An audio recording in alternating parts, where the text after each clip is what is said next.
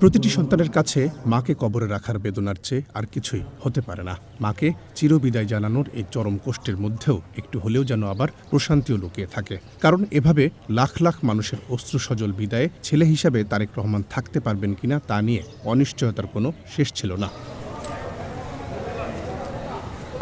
সেসব অনিশ্চয়তা কাটিয়ে তারেক রহমান নিজেই মায়ের কবরে নেমেছেন, প্রথম মাটিও দিয়েছেন তিনি। এর আগে রাষ্ট্রীয় কোনো পদে না থেকেও দেশের সর্বোচ্চ প্রধান ব্যক্তি হিসেবে পূর্ণ রাষ্ট্রীয় মর্যাদায় ৩ বাহিনীর গার্ড অব অনারে বেগম জিয়ার মরদেহ নিয়ে আসা হয় জিয়া উদ্যানে। দাফনের পর ৩ বাহিনীর পক্ষ থেকে দেয়া হয় গান স্যালুট।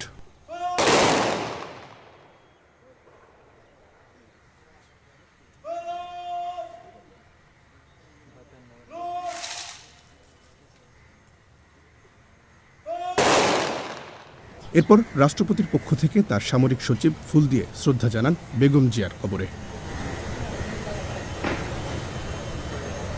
প্রধান উপদেষ্টা ও জাতীয় সংসদের পক্ষ থেকে দেয়া হয় ফুলেল শ্রদ্ধা, আর বিএনপির পক্ষ থেকে ভারপ্রাপ্ত চেয়ারম্যান তারেক রহমান ফুল দিয়ে শ্রদ্ধা জানান বেগম জিয়ার কবরে।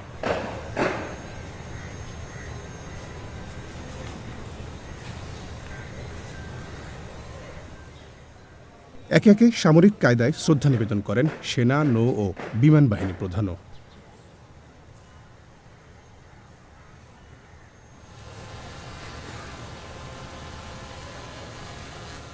খালেদা জিয়ার এই অন্তিম যাত্রায় দলের সিনিয়র নেতা ও পরিবারের সদস্যরাও উপস্থিত ছিলেন। একটি দেশের সর্বোচ্চ নেতাকে সমাহিত করলে যা যা করা হয়, বেগম জিয়ার পুরো দাফন প্রক্রিয়া সেভাবেই সম্পন্ন করা হয়েছে।